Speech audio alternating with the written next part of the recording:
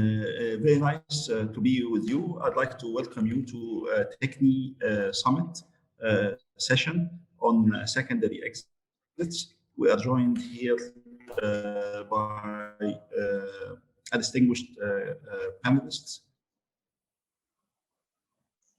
Samir Alaily is of Malaika, which is an organization that takes care of angel investing in Egypt. Dr. Omar, chairman or founder and CEO of Nawah Scientific. Engineer Tarek, Assaad, managing partner of Algebra Capital. And the topic is, again, the timely one of secondary exits. Do we have enough secondary exits in Egypt or the region? Are secondary exits good or bad for the venture, for the founders, for the key employees? All of these are questions. Are secondaries, would secondaries encourage more investment into startups or less investment? Different things that really relate to investing. Startups are a distinguished asset class. It's becoming more mature and of age recently in Egypt and elsewhere in the region. But most people claim that we don't have enough yet in the way of investing in startups, and there are reasons for that, or can be enumerated one way or the other. But a good part of the discussion that always comes in is that if I invest, am I able to exit, and how soon, and to whom? So maybe this actually is one of the questions. Internet connection is not helping this much. No, but anyways, I hope now it's more stable. So again, to secondaries and the sale of shares and equities in startups. So I would actually, I would just rather put some questions to our esteemed panelists, and let's just have a candid discussion around the issue. I know some people prefer secondary, some people don't, and I will just start maybe with Engineer Samir Alaily, and to be followed by Engineer Tarek, Assaad, and Dr. Sakr, in no particular order, but just to get the thing started. And what is your conception of secondaries, and do you think it's a good practice, and is it available in the first place? I think our role in Malaika is to encourage people to become angel investors. And one of the things we wanted to advocate first was encouraging people to invest. So we were advocating for crowdfunding, which would allow smaller investors to participate. I think now, and we joined forces with you, Loay, we're looking for exits, because I think without a clear exit, it's very, very difficult to encourage people to invest or become angel investors, because first, it's something very new for them.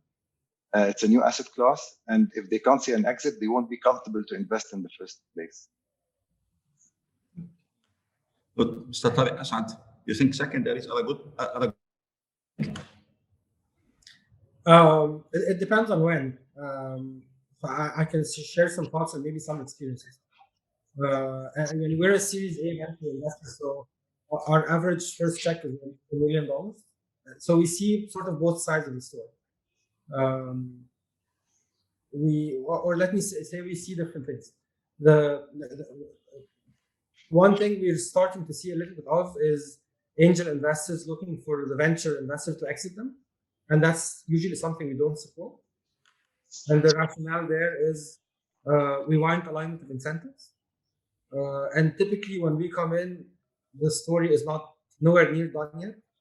So there's a lot of risk and a lot of variance that will happen along the way, and we want to make sure that the different entities or different people who are involved in building the business are in it for the long haul. So we typically don't like to exit previous investors, and particularly because capital is limited at the end of the day, and we want the capital that we deploy to go into building the company, not to provide a return for another investor. That's one thought. We're also starting to see a little bit, but that's in early stage. If we take that a little bit further into the future, when the company has raised a few $1 million, let's call it $5 million or more, things become a little bit different. There is more certainty, there is more liquidity, and at that point we see different things. Sometimes employees or founders want some liquidity on their shares, and we think that's a good thing as long as it doesn't fundamentally change the incentives of the team driving the opportunity. So if you want to realize a small percentage as a founder in liquidity, so that things feel real, so it doesn't all feel like it's all paper money and none of this is actually happening. That's something that we'll usually support. As well as some earlier stage investors who have realized a good return and are willing to exit. The discussion at that point becomes a discussion of valuation, because typically an investor like us will price preferred shares. That comes with protections, both economic rights and control rights. So that's all built into the price of the preferred share. People selling a different class of shares will typically take a discount to that, and it's interesting to see how much of a discount they're willing to take. And in some instances, we've seen founders exit at a very deep discount, north of 50%, because of the need for liquidity, and that's actually quite alarming to the new investors. So there's a lot of dynamics at play. But I think the good news is when things develop a little bit more, so you get into the $20 million level of funding, it becomes a different story.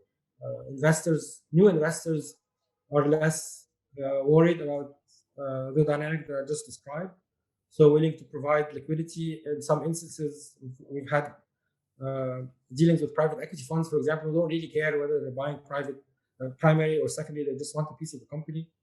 It becomes much more about what percentage ownership they have on a fully diluted basis, what kind of board representation they have. Things like that become a much bigger part of the calculation, rather than alignment of incentives at the early stage and so on. So we, for example, in the previous fund, have exited 2 private equity investors who are happy to provide liquidity if they're able to meet some requirements of ownership and control that are meaningful to them. So I think, and what I've seen as well is that founders that exit early on, even though it's rare, but even founders or seed investors that exit early on end up leaving a tremendous amount of value on the table, because typically you're going to see a discount rate of at least 30%, sometimes 50 or 60%.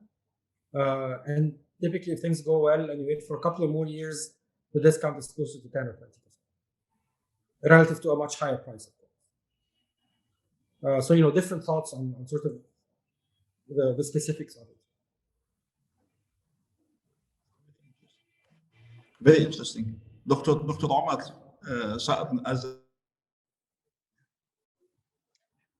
Okay, so good evening, and thanks for having me with you today.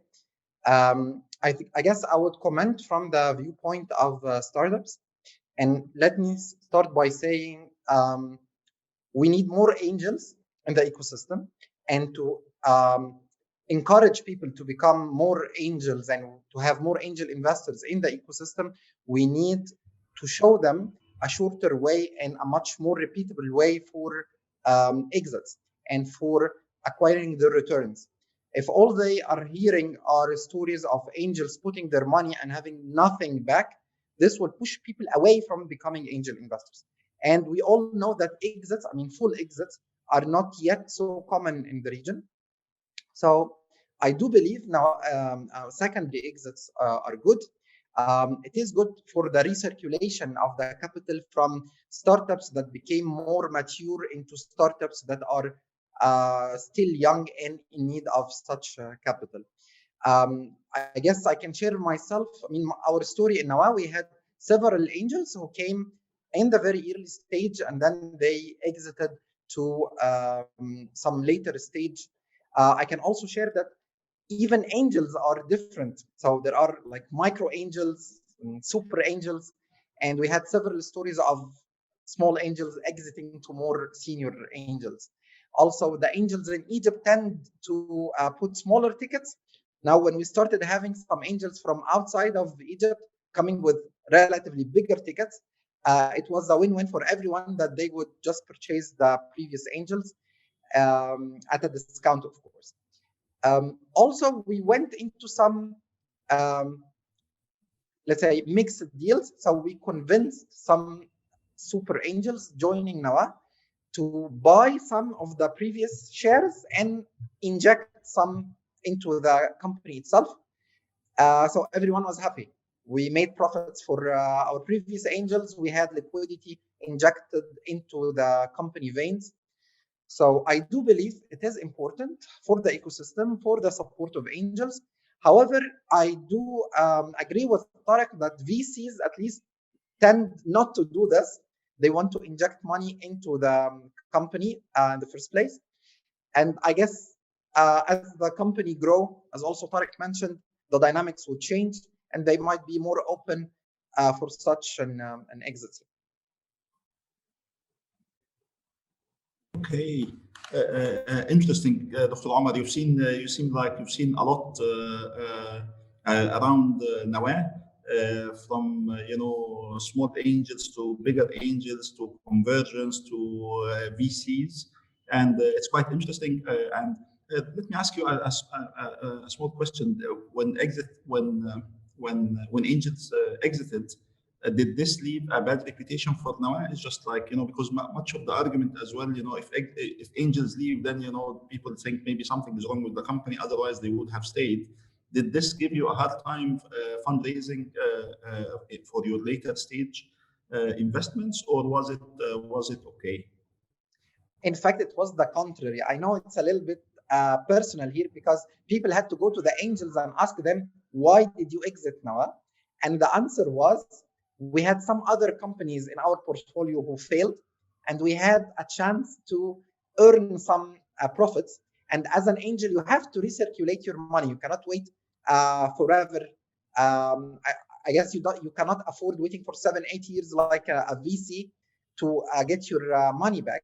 So even if you do love the company, you need to recirculate your money, go from one deal to another, earn profits, and so on. So this is more of the life cycle of the angel itself. So in my personal experience, no. In fact, it was even more helpful to convince people that we are a livable company and lovable company. So people coming, people exiting. So it played well, in fact.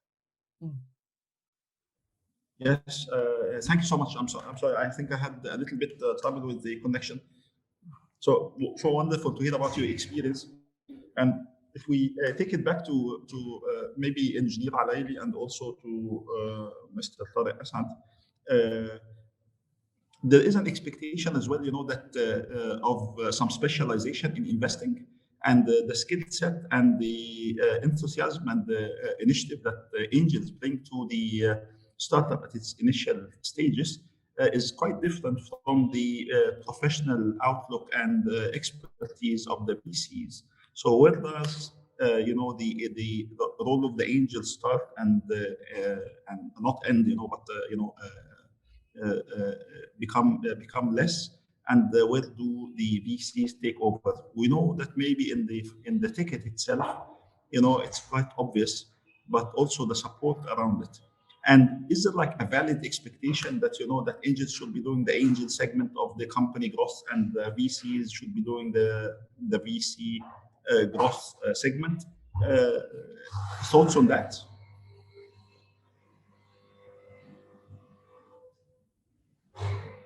I'm not a believer in this separation of the role of the angel investor and the role of the VC. I see a lot now of investments happening where VCs are leading and the angels are joining. Sometimes it's very safe for the angel, very, very safe for the angel to join a venture capital firm that knows what it's doing. And when he does this, it's a statement that he's expecting to be there for the long haul. I don't believe that, in fact, that this separation, it's a bit more theoretical, this separation, because we see a lot of companies that have both a mixture of VCs and angels. So I don't believe very much in this separation. It's not in the real world. Engineer Assaad.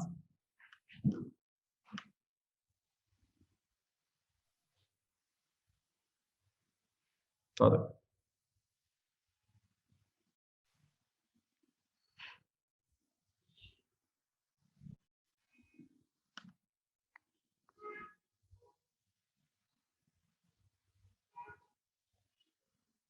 Tarek, you're muted.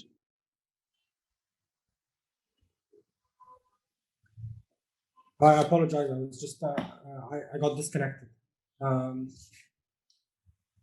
I think there's a few thoughts that we're starting to see some specialized angel investors. So I'll for example mention Disruptech as a specialized fintech investors who are able to bring specific expertise to a specific opportunity, and that's something that is around globally, particularly in fintech. So there are a few strong emerging market fintech investors, whether at the early stage. So we have a co-investment with Axiom, for example, and Khazna. There are other more established players like Kona, Flourish, Vostok, and others who just invest in emerging markets in fintech. So these guys are able to bring some pretty specialized expertise into building an SME lending business or a neobank or things like that. So that's definitely a trend.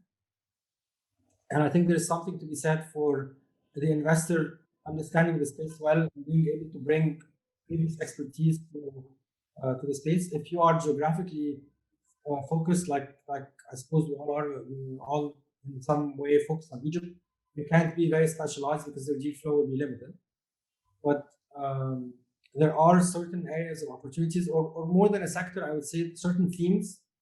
So, for example, in our current portfolio, we have a large number of marketplaces. So even though a marketplace could be a trucking marketplace or repair marketplace, there are still a lot of parallels that you can draw on how to think of balancing supply and demand, of how you think of economics, of how you think of churn and retention, and a lot of other things that cut across the different marketplaces without us being necessarily a logistics player or a fintech player or something like that. So I think themes evolve over time. And as investors, big thing that you do is look at what these very smart people are doing and try to get some trends and some insights out of that and share that with the portfolio. But I think it's still early. The secondary market. Yes. Sorry? Yeah, thank you, Tarek. Also, the secondary marketplace, depends on if you find the buyer. So how and where would you find the buyer? To all of you, I think, do you think that you'll find a buyer on just by networking, and so your extended investment networks, or through technology platforms that are emerging elsewhere in the world and are starting to take the lead in connecting, startups at the different stages of its development to potential, investors, whether institutional or retail, but who are interested in secondary equity. Is it conventional or technological? Oh, I completely misunderstood the question and answered something completely irrelevant.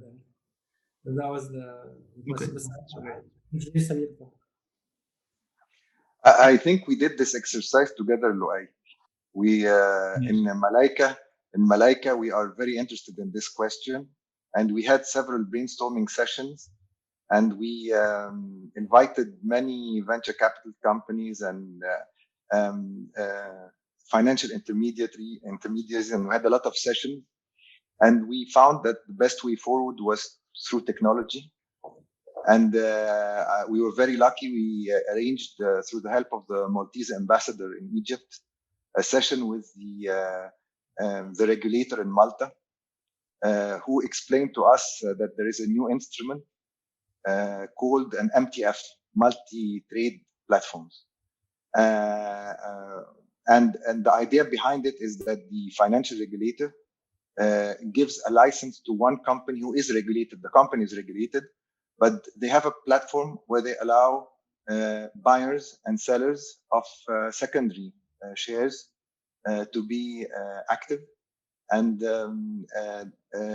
we have to, of course, explain that the MTF itself is not a very profitable business. Like it's not a business that you would set just for profit. So you have to back it with something else. He explained to us that a lot of stock markets in Europe have their own MTFs to encourage actually startups to list there.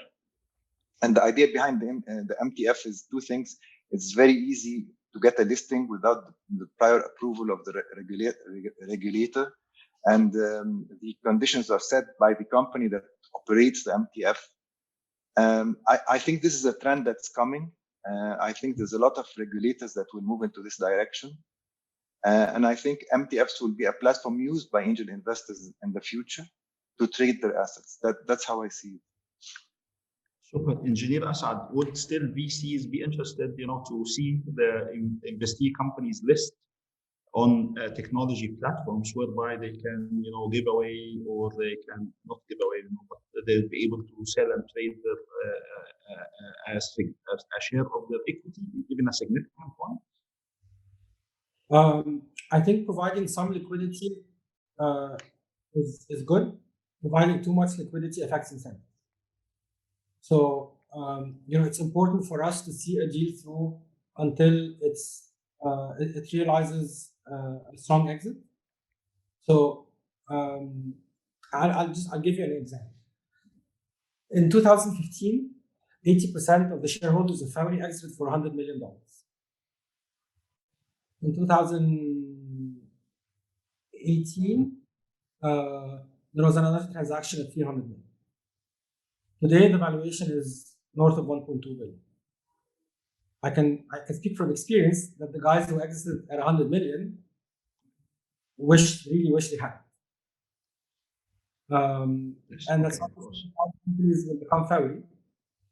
But I think if you are in the driver's seat in a company like Fawry, and you sell a significant portion of your equity at $100 million, the investors who are in the company will question how much you want to push it to $1.2 billion. So I think providing some liquidity to take off, to take some steam off financial pressures and provide some liquidity to founders and to earlier investors is a healthy thing. If it starts to eat into the overall story, and if it starts to eat into the incentive and the hunger of the people driving the opportunity to get it to a strong exit, it's not something that we would see.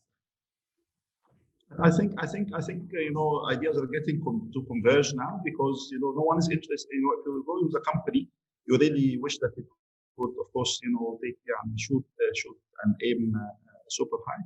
At the same time, some liquidity is also good for everyone that is involved. It all depends on the timing and what kind of segment are you really, supportive of, and as well, because at different points, if there's not enough money coming back to the angels, they will not be able to give you, the Kareem that came later to Fawry, or the Swivel, or the next ones, So maybe the ones who exited at Fawry at $100 million, they circulated the money wisely as well. You never know what people have done and with the funds. So in a way, but less we get speculative.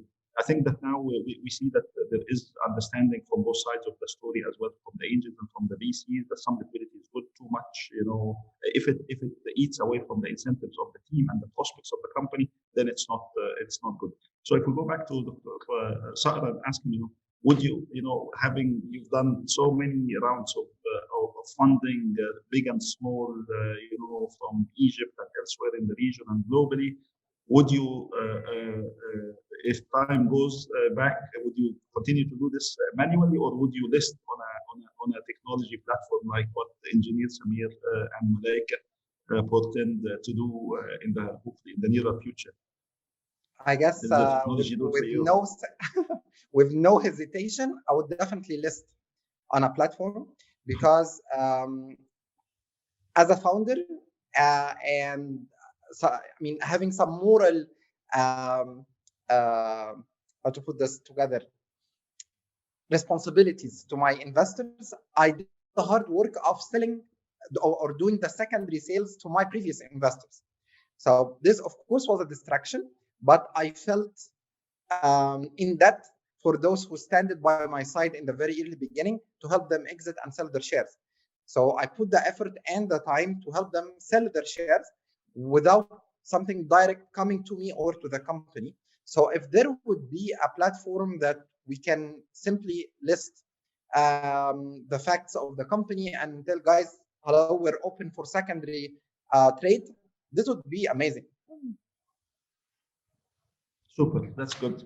So hopefully sooner in the future there would be more platforms, just around Egypt and maybe perhaps the region that would allow you to do this, and maybe we'll have it to further discussions, with all the stakeholders around the panel as well on how much of the company should be up for the grabs. No one is going to list 100% of the company, but maybe 15, 20, 30%. What is a healthy stake to be put out, and also the dynamics of it, and that should also get bridge more discussion, and also give more comfort to most of the investors, and give the liquidity on all sides of the investing spectrum. And for that, I'm being reminded that we only have 3 minutes, so if we could just take 1 minute each to make a final comment, to wrap this up. Should we start by maybe Engineer Alaily? Is always, maybe it comes with age. I'm not sure. I stopped short of completing the sentence. I stopped short of completing the sentence. No, I think. Also that Tarek has more white hair. I think we have to encourage people to become angel investors. We have to have a lot of them. This is very important. If we're going to have a healthy, very healthy and an ecosystem for startups, the number of angel investors has to increase dramatically, and this will never increase unless they find an exit. Thank you. Thank you. Engineer Assaad? No, I'm sorry. I keep disconnecting, so I apologize for that. So I didn't hear this question. No, we were saying that we only have like 1 minute for each of us to make a final comment about exits, secondary exits, whether they are advisable or how to take this up. I think I'll reiterate what I've sort of been saying is they're very happy as long as they don't eat into the incentives of coming to the final exit. Super. Thank you so much, Dr. Sakr. I'm keep thinking of who would be the very first platform in the region for us to enlist for secondary shares. And I'm wondering why Engineer Alaily said it is not a profitable business. I would think it can go wild. It can be very, very profitable business. Even with the small percentages here and there, it will be like a small stock market for stock exchange for startups. Definitely having secondaries is healthy for the ecosystem. I do agree that we do have, we have a responsibility to push more angels into the funnel. Angels are actually, they are the actual engine behind taking smaller startups into the region where they can meet and talk with VCs. This is a huge gap. There is, what we call a trough of sorrows, where people go in and they don't go up, and they're just basically dead inside. And we do rely on angels on helping startups at this particular time frame to help get those small pushes, and to have much more angels in the ecosystem. We definitely have to offer them a decent way to exit, and in a much quicker way than waiting for a full exit in 7 or 8 years. Super. And with that, you will miss the human connection, talking to a lot of people, when it gets more technology based and savvy.